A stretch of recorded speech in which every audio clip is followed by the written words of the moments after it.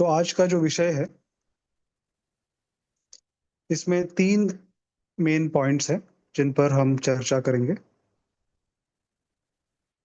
सबसे पहला है कि घर पर ध्यान कैसे करें?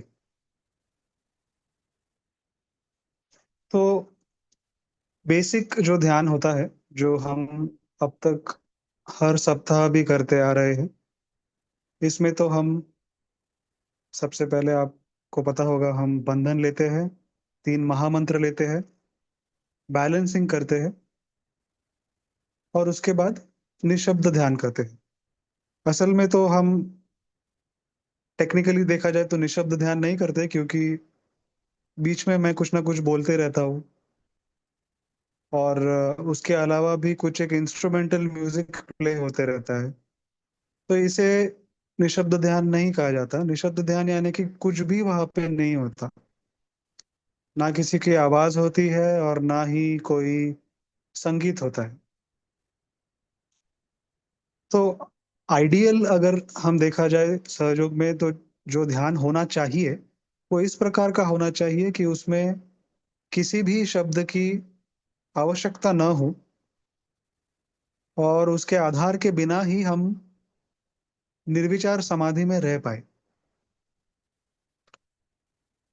निर्विचार समाधि ये पहला स्टेज है सहयोग में। जैसे ही आत्म साक्षात्कार प्राप्त होता है, तो हमें निर्विचार समाधि को पूरी तरह से एस्टैब्लिश करना, यही हमारा प्रयास शुरू हो जाता है। शुरुआत में हमें इस समाधि में रहने में कठिनाइयां होती हैं। हम अधिक समय तक इस समाधि में रह नहीं पाते। कभी 2 मिनट, कभी 5 मिनट। हमारा जो चित्त है वो अलग अलग विषयों पर चला जाता है और जैसे जैसे हम इसमें ज्यादा समय बिताते हैं, हमारे विचार कम हो जाते हैं। चैतन्य का जो प्रवाह है वो बढ़ जाता है और उसके वजह से हम अधिक समय के लिए निर्विचारिता में रह पाते हैं। लेकिन इस अवस्था को आने में समय क्यों लगता है, पहले हम ये जानेंगे।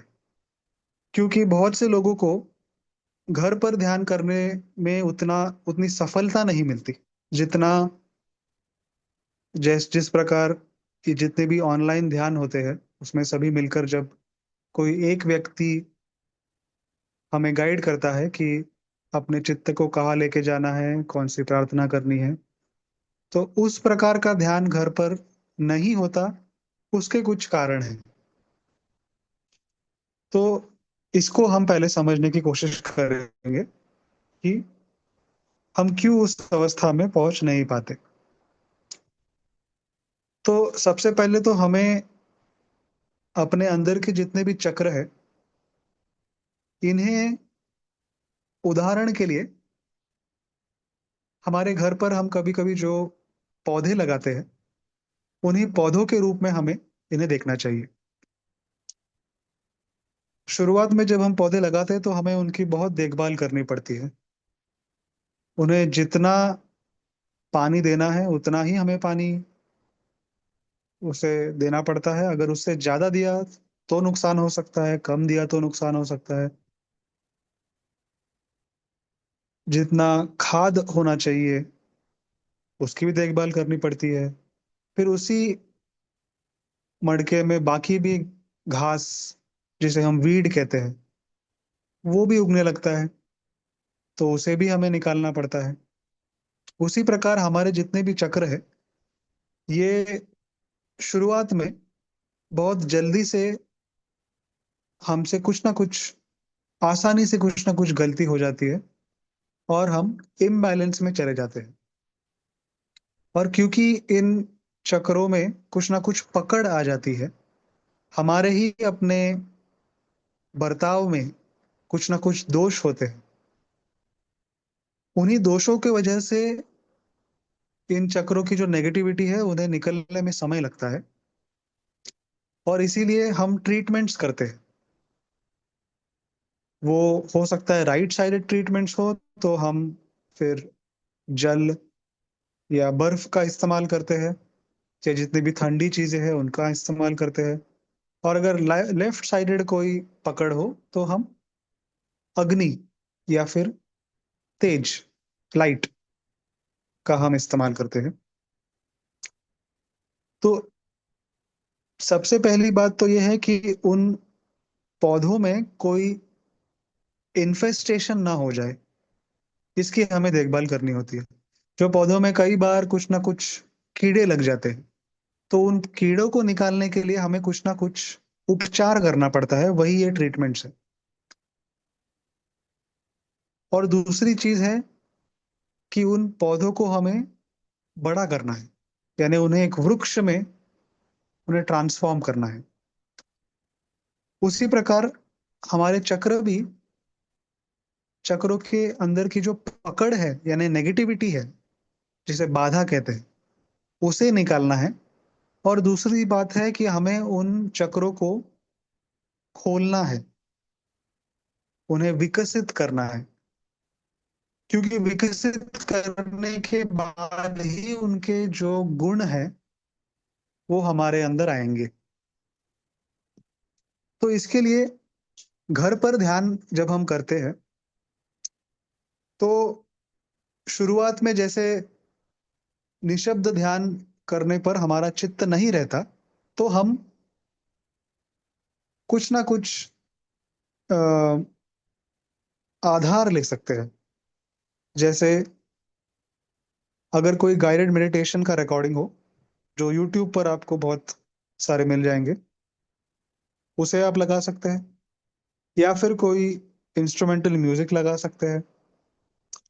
और उसके अलावा अगर आपको ध्यान करते समय कोई चक्र में पकड़ महसूस होती हो, तो उसके लिए भी हमारे पास कई स्तोत्र है। सहयोग में आज यूट्यूब पर आपको बहुत सारे स्तोत्र मिल जाएंगे जो उस पर्टिकुलर चक्र के देवी देवताओं के वंदना में है, जिन चक्रों की पकड़ हमारे अंदर है। तो जैसे फॉर एग्जांपल, अगर ध्यान करते समय हमें हमारे विशुद्धि चक्र पर पूरी तरह से वाइब्रेशंस नहीं आते, तो सबसे आसान तरीका तो यह है कि हम ट्रीटमेंट द्वारा उस चक्र को ठीक करें।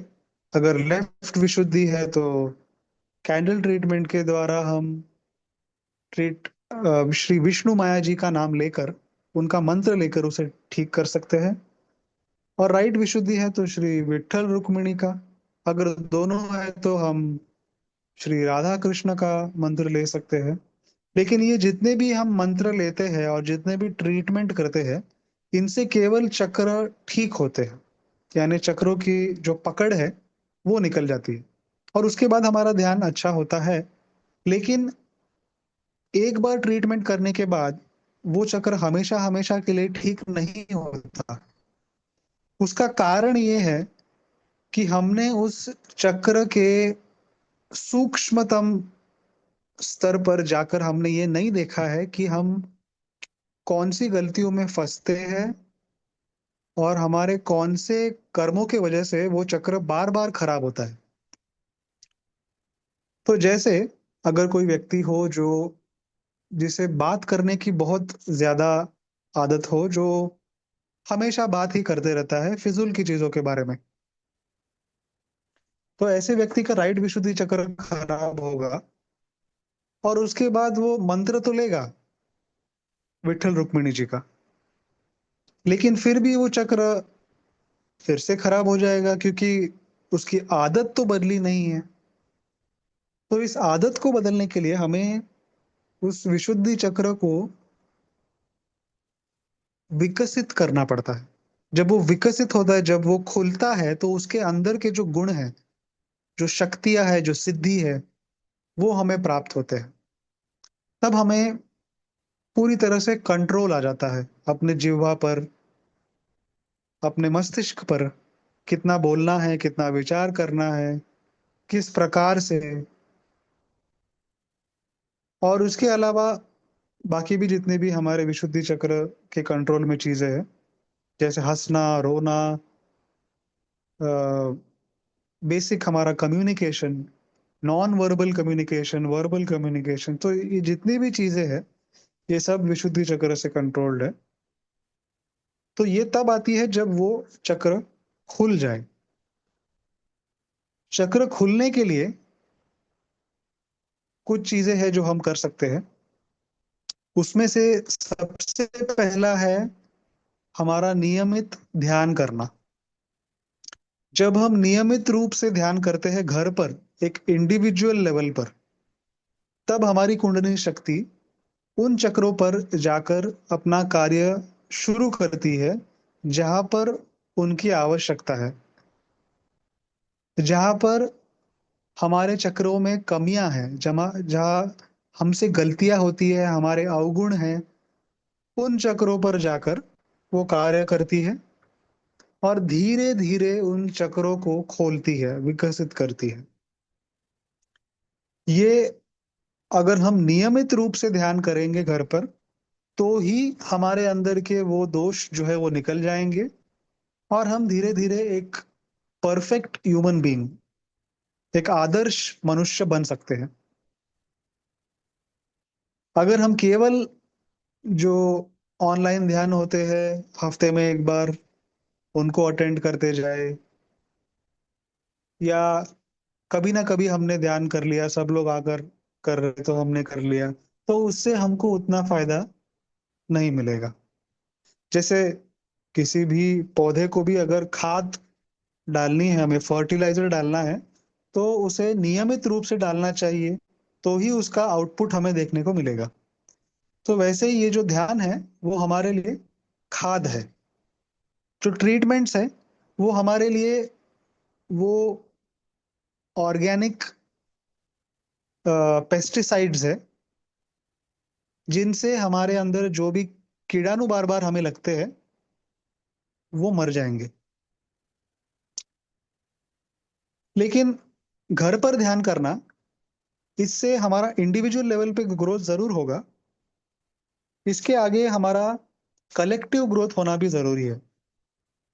और वही है हमारा आज का दूसरा विषय, कि सेंटर पर जाकर ध्यान करना और उसके फायदे।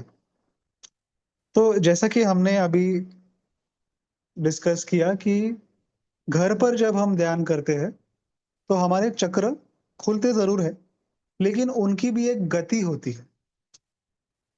हम जब अकेले श्री माता जी के फोटो के सामने ध्यान करते हैं तो वाइब्रेशंस का जो एक प्रवाह होता है वो उतना ही होगा जितना हमारे अंदर के जो नाड़ियां है उन प्रवाह को झेल सकते हैं। उससे ज्यादा हमें नहीं प्रवाह आएगा। जैसे किसी पाइप का जो एक विड्थ होता है, उतना ही पानी उसमें से फ्लो होगा।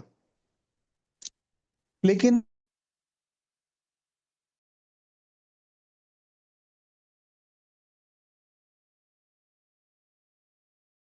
हो जाता है, जैसे सेंटर में जो हर जगह पर हफ्ते में एक बार होता है, वहां पर जब हम जाते हैं और वहां पर अगर 50 या 100 लोग भी एक साथ मिलकर ध्यान करते हो, या 20 लोग भी एक साथ मिलकर ध्यान करते हो, तो भी जितने भी लोग हैं उन सभी को उतना फायदा होगा, कि जो वाइब्रेशंस का जो प्रवाह है वो उतने गुना बढ़ जाएगा। और इसके वजह से होगा क्या कि हमें जो हमारा ग्रोथ हो रहा था एक पर्टिकुलर गति से, एक पर्टिकुलर स्पीड से जो हम बढ़ रहे थे आगे, वो स्पीड हमारा बढ़ जाता है, क्योंकि बहुत सारे लोग एक साथ ध्यान कर रहे हैं। और केवल क्वांटिटी की ही बात नहीं है, केवल वाइब्रेशंस की प्रवाह की ही ये बात नहीं है। जब हम कलेक्टिविटी में रहते हैं तब अलग अलग लोगों के अलग अलग गुण और अलग अलग दोष होते हैं। तो जैसे कि एक राइट साइडेड आदमी है, एक लेफ्ट साइडेड आदमी है। जब ये सारे लोग एक साथ जब आ जाते हैं, तो वो एक दूसरे के जो फ्लॉज है, जो दोष है, कमियां हैं, उस समय के लिए वो उनको न्यूट्रलाइज करते हैं, ताकि हमें पूरी तरह से वाइब्रेशंस आ सके। तो ये भी एक बहुत बड़ा फायदा है। और उसके अलावा हमारा क्लियरिंग भी जो है वो भी तेजी से हो जाता है, कि हवा जो है हमारा एक बार बढ़ गया, तो हमारे अंदर की जो कैपेसिटी है वाइब्रेशंस लेने की, वो भी बढ़ जाती है। तो इसीलिए उसके बाद जब हम घर पर क्लियरिंग करते हैं, तो वो भी जल्दी से हो जाता है। इसीलिए सेंटर में हमें नियमित रूप से हफ्ते में एक बार जाना ही चाहिए। वाइब्रेशंस के अलावा हमें वहां पर एक दूसरे से हम जब चर्चा करते हैं, तो हमारे ज्ञान में भी वृद्धि होती है, क्योंकि अलग अलग लोगों ने अलग अलग एक्सपीरियंसेस लिए हुए होते हैं। अलग अलग उनके श्री माता जी के अमृतवाणियां उन्होंने देखी हुई होती है।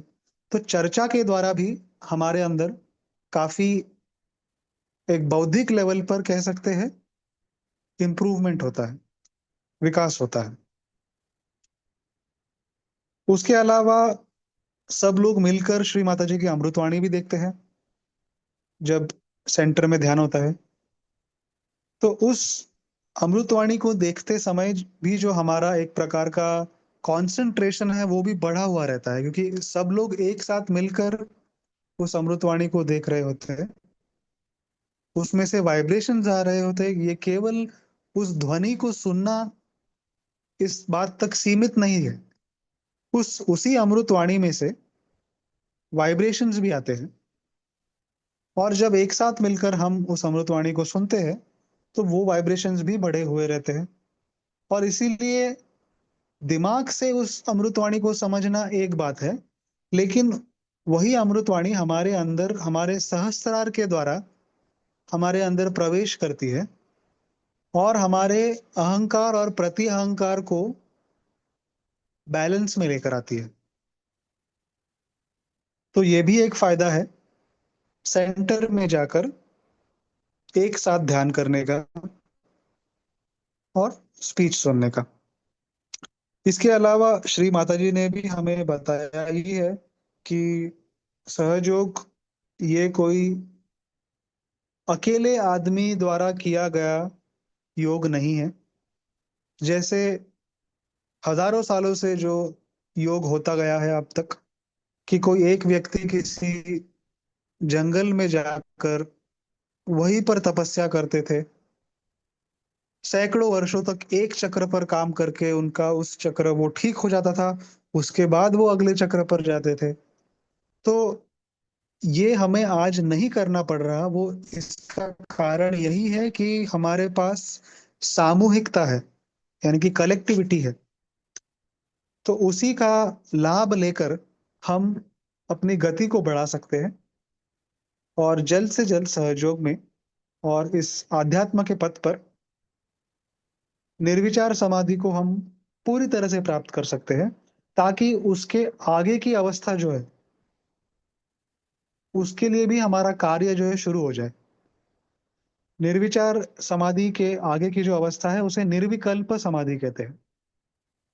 निर्विचार समाधि यानी जिसमें विचार नहीं आते, और निर्विकल्प समाधि यानी जिसमें विकल्प नहीं आते। विकल्प यानी डाउट्स, प्रश्न। तो ये एक ऐसी अवस्था है जिसमें, जिस प्रकार हमारा फोन जब इंटरनेट से कनेक्टेड होता है, तो हमें कोई भी प्रश्न हो तो हम तुरंत उस फोन के अंदर डालकर उसका उत्तर हमें मिल जाता है, वो प्रश्न रहता नहीं है। उसी प्रकार हम भी ईश्वर से इस प्रकार कनेक्ट हो जाते हैं कि हमारे अंदर केवल चेतना नहीं आती, केवल हमें आनंद नहीं प्राप्त होता, बल्कि हमें अपने हर प्रश्न का उत्तर मिल जाता है। तो कोई प्रश्न हमारे अंदर रह ही नहीं सकता। ये ऐसी अवस्था है। और इसके लिए सबसे जो महत्वपूर्ण बात है, जो सहयोग में हम तेजी से ये सब कुछ कर पा रहे हैं, वो इसलिए है क्योंकि हमारे पास श्री माता जी का फोटो है। और यही हमारा आज का तीसरा विषय है कि आज से पहले, जब टेक्नोलॉजी नहीं था, यानी कह सकते हैं 100 साल से पहले, तब किसी भी व्यक्ति की फोटो ये हम कैप्चर नहीं कर पाते थे। हजारों साल पहले कई अवतार हो गए, कई आत्म साक्षात्कारी गुरु हो गए, पर उनमें से किसी का भी हमारे पास चित्र फोटो रूप में नहीं है। उन सभी का चित्र पेंटिंग के रूप में है, ड्राइंग के रूप में है। किसी ना किसी आर्टिस्ट ने अपने मन से उस चित्र को बनाया होता है। लेकिन श्री माता जी के फोटो की विशेषता ये है, या कह सकते हैं कि हर फोटो की विशेषता यही है कि वो उस व्यक्ति को पूरी तरह से कैप्चर कर पाता है। पूरी तरह से जब हम कहते हैं कैप्चर कर पाता है, यानी कि उसके अंदर का जो एक कोएफिशिएंस है, हर व्यक्ति का एक कोएफिशिएंस होता है, यानी कि उसके उसका एक यूनिकनेस, जिसमें से चैतन्य बहता है। तो आप किसी भी की भी फोटो ले सकते हैं और उनके आगे आप हाथ करके देख सकते हैं कि उसमें से कैसा चैतन्य आ रहा है। कोई नेगेटिव आदमी होगा तो उसमें से बुरे वाइब्रेशंस आएंगे, गर्मी आएगी। कोई पॉजिटिव होगा तो उसमें से अच्छे वाइब्रेशंस आएंगे। लेकिन श्री माता जी की अमृत ये जो फोटो है, उसकी ये विशेषता है कि उस फोटो के बलबूते पर लोगों को आत्म साक्षात्कार प्राप्त होता है। ये केवल ऐसा फोटो नहीं है जिसमें से अच्छे वाइब्रेशंस आते हैं। वो तो बहुत सारे हम सहयोगी भी हैं जो अच्छे सहयोगी होंगे, उनके अगर आप फोटो लेंगे तो उसमें से भी आपको उनके अच्छे वाइब्रेशंस आएंगे। लेकिन श्री माता जी की जो फोटो है, इसकी सबसे बड़ी बात है कि इसका कोएफिशिएंट ऐसा है कि इसमें से आत्म साक्षात्कार मिलता है। हमारे अंदर की जो कुंडलिनी शक्ति है, वो श्री माता जी को पहचानती है, और उनके सामने हमारी कुंडलिनी शक्ति बहुत आसानी से उठ जाती है, सहस्रार चक्र तक आ जाती है। तो इस बात का हमें पूरी तरह से लाभ लेना चाहिए। और जब भी हम घर पर ध्यान करते हैं तो हमारे पास जो फोटो है, उसे हमें बहुत ही आदर पूर्वक रखना चाहिए। उसे अच्छे से फ्रेम करना चाहिए, किसी नेचुरल वस्तु से, किसी मेटल हो या वुड हो, प्लास्टिक से हम आमतौर पर नहीं करते उसे फ्रेम। और किसी ऐसे स्थान पर रखा जाए उसे जहां पर हम बाकी कोई चीज नहीं करते। जैसे वो जो टेबल हो, वो केवल उस पूजा के लिए ही, श्री माता जी के फोटो के लिए ही उसका उपयोग किया जाए। और उस फोटो को बीच बीच में या नित्य, रोज उसे हम साफ भी कर सकते हैं, क्योंकि धूल कभी लगनी नहीं चाहिए। फोटो साफ सुथरा होना चाहिए, तभी हमें उस फोटो का बहुत लाभ हो सकता है। श्री माता जी के अनेकों फोटो है और हर फोटो का की कोई ना कोई विशेषता है। धन्वंतरी रूप में उनका एक फोटो है, जिससे हमारे अंदर की कोई भी जो रोग है, वो आसानी से ठीक हो सकते हैं। श्री भैरवनाथ जी के रूप में एक फोटो है, उससे हमारा लेफ्ट में जो है वो अच्छे से ठीक हो सकता है। उसके बाद श्री माता जी का चरणों का एक फोटो है, या चरणों की जितने भी फोटो है, उन सभी से हमारा आज्ञा चक्र बहुत आसानी से ठीक हो जाता है। श्री माता जी के हाथों का जो एक फोटो है, उसमें से हमारे आंखें वो ठीक हो सकते हैं। तो ऐसे बहुत सारे श्री माता जी के फोटोज है, अलग अलग स्वरूप में और उनके अंग प्रत्यंग के, जिससे हमें अलग अलग लाभ प्राप्त होते हैं। तो इसीलिए हमें इन फोटोज का बहुत ही आदर पूर्वक इस्तेमाल करना चाहिए, और इसी से हम सहयोग में बहुत तेज गति से आगे बढ़ सकते हैं। तो अब हम एक अमृतवाणी सुनेंगे, जो जिसमें हमें श्री माता जी बता रहे हैं कि कलेक्टिविटी का क्या फायदा है, क्या लाभ होता है। इस पूरे अमृतवाणी को हम नहीं सुनेंगे, उसका थोड़ा सा ही भाग है। तो अ, बस अभी 1 मिनट में हम उस अमृतवाणी को लगाएंगे।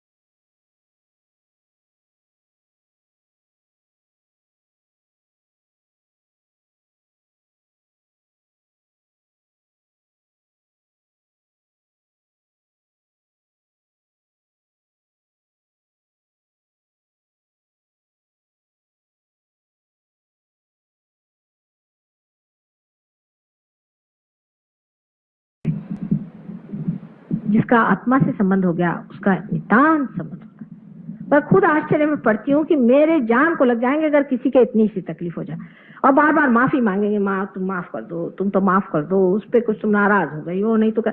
अब मैंने कहा भाई तुम क्यों माफ कर मांग रहे हो उसको, अब वो भूल रहा है माफी मांगना तो हम ही मांग रहे हैं उसको माफ कर।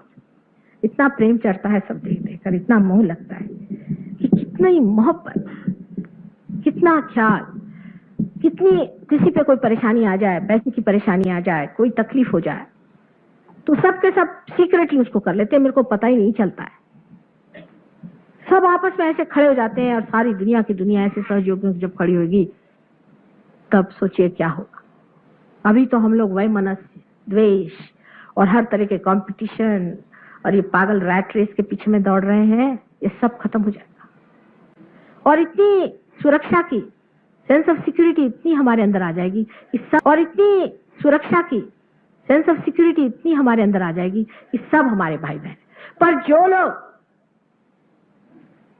सामूहिक नहीं होते वो निकलते जाते हैं सहयोग से।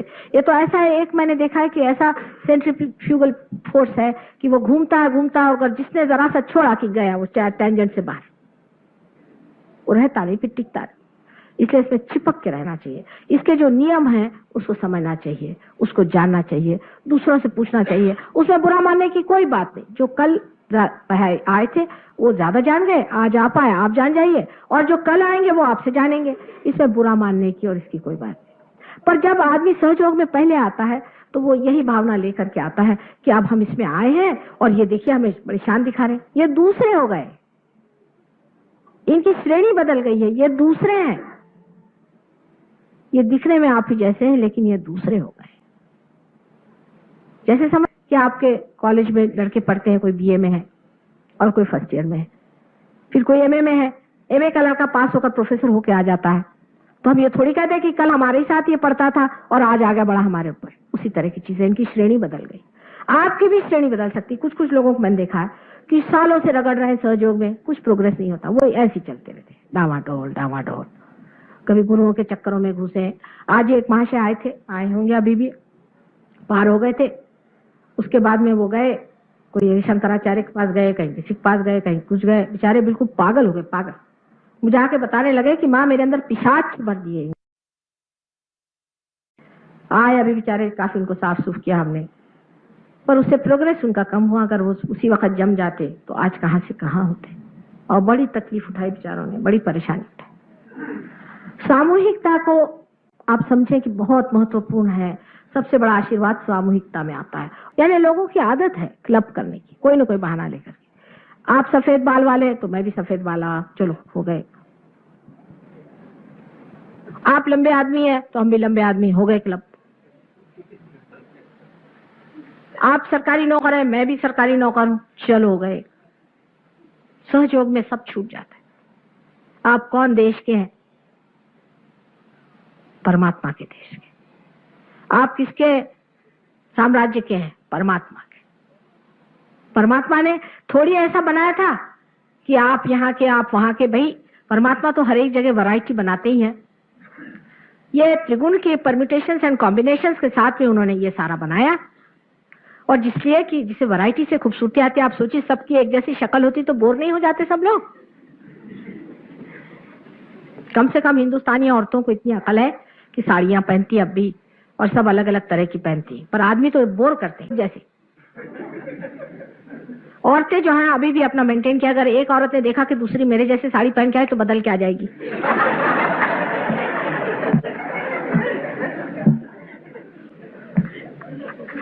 हाँ, वो साड़ी वाले भी इतने होशियार होते हैं बेचारे। वो जानते हैं, उनको आदत पड़ी रहती है। 50 साड़ियां दिखाएंगे, वो थकते नहीं बेचारे। मैं कहती हूँ कौन जीव है ये भी पता नहीं। और कभी उनको पता होगा कि ये साड़ी मेरे पड़ोस के ना उसके रिश्तेदार के उसके पास है तो लेंगी नहीं।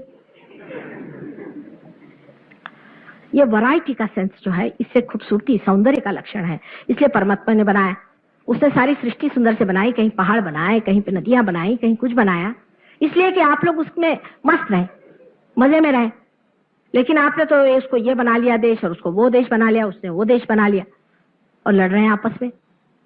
अजीब हालत है। हमारे जैसे अजनबी को तो बड़ा ही आश्चर्य लगता है, इसमें लड़ने कौन सी बात। एक देश में अपनी अपनी समस्या, अपने अपने तरीके, अपना अपना ढंग बनता गया। सहयोग में चीज टूट जाती है। आपको देखना चाहिए था कि परदेश के आए हुए लोग जिस तरह से अपने देहातियों के साथ गले मिल मिल करके कूद रहे थे, और वहां पर नृत्य सीख रहे थे। कैसे अपने देहाती लोग नृत्य करते हैं। करें पंजाब जाएंगे तो वहां जाके भांगड़ा करेंगे उनके साथ, कूद कूद करके। देखने लायक चीज है। ये भूल गए कि हम किस देश के हैं। प्रेम, उसका मजा, प्रेम का मजा आता है। फिर ये नहीं सोचता आदमी के कपड़े क्या पहने हैं, ये कहाँ रह रहा है कि क्या, बस मजे में। ये सब विचार ही नहीं आता है। कौन बड़ा, कौन छोटा, कौन कितनी पोजीशन में है, कुछ ख्याल नहीं आता।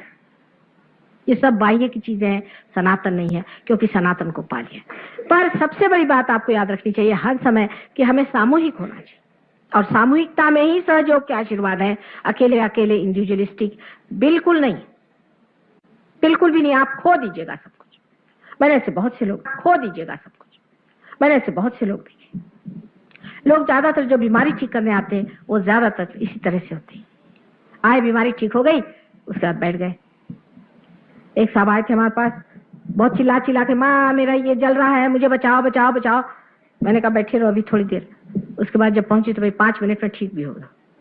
उसके बाद एक दिन बाजार में मुझे मिले तो मेरा फोटो वोटो रखा हुआ है अपने मोटर में। कल मैंने घर में भी फोटो रखा है, मेरे दिल में भी फोटो है।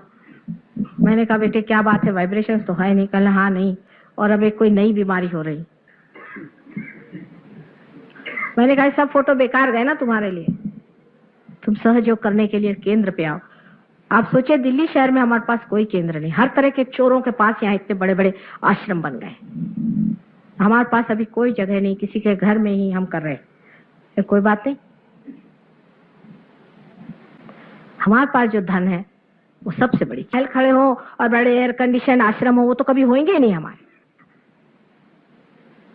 और अभी तक हमें कहीं भी हम लोग जमीन नहीं खरीद पाए, क्योंकि हमने ये कहा था कि हम ब्लैक मार्केट का पैसा नहीं देंगे। तो आज तक इस दिल्ली शहर में एक आदमी नहीं मिला जिसने कहा अच्छा माँ हम आपको ऐसी जमीन देंगे जिसमें सीधा सीधा पैसा हो। एक आदमी नहीं मिला इस दिल्ली शहर में, और उस बड़े भारी बंबई शहर में आपके ये हालत है। गवर्नमेंट से कहा तो वहां भी जो नीचे के लोग हैं वो ब्राइबरी लेते हैं। उनको क्या मालूम ये सब चीज कि ऐसा ऐसा होता है, लेकिन होता है। और उसके बाद उन्होंने जमीन दी भी, मतलब किसी ने, ब्राइबरी तो हमने दी नहीं, तो उन्होंने हमें सब्जी मंडी के अंदर जगह दी। बताइए, सब्जी मंडी के अंदर जहां बैल बांधते हैं वहां उन्होंने सहयोगियों के लिए जगह दी। हमने कहा भाई जिसने दी उसने कभी देखा भी कि बैलों के साथ क्या सहयोगी वहां बैठने वाले, जिसने दी उसने कभी देखा भी कि बैलों के साथ क्या सहयोगी वहां बैठने वाले। बहरहाल अब तो उस बात को लोग समझ गए। हमें बहुत दौड़ना पड़ा सालों तक, आज 10 वर्ष से कोशिश करने के बाद अब उन्होंने कहा है कि हम इस पर सोचेंगे। इसका अर्थ आप सरकारी नौकर जानते हैं, अभी वो सोच ही रहे हैं। तो बहरहाल जब भी जगह होगी, जैसी भी जगह, आप उसको। आपको कोटि कोटि धन्यवाद श्री माता जी।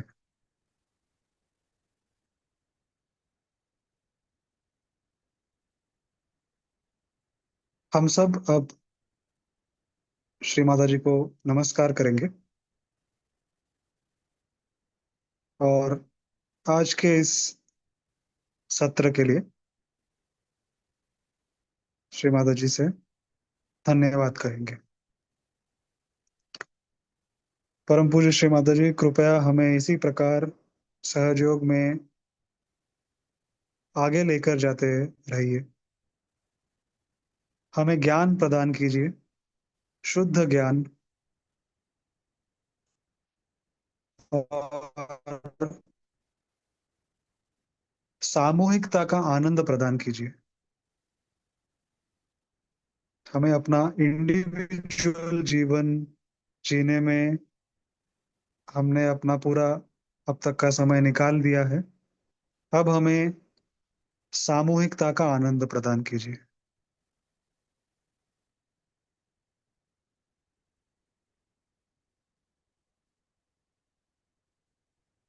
आज का जो सत्र है हम यहीं पर समाप्त करते हैं। अब हम श्री माता जी को नमस्कार करके वंदन लेंगे। जय श्री माता जी।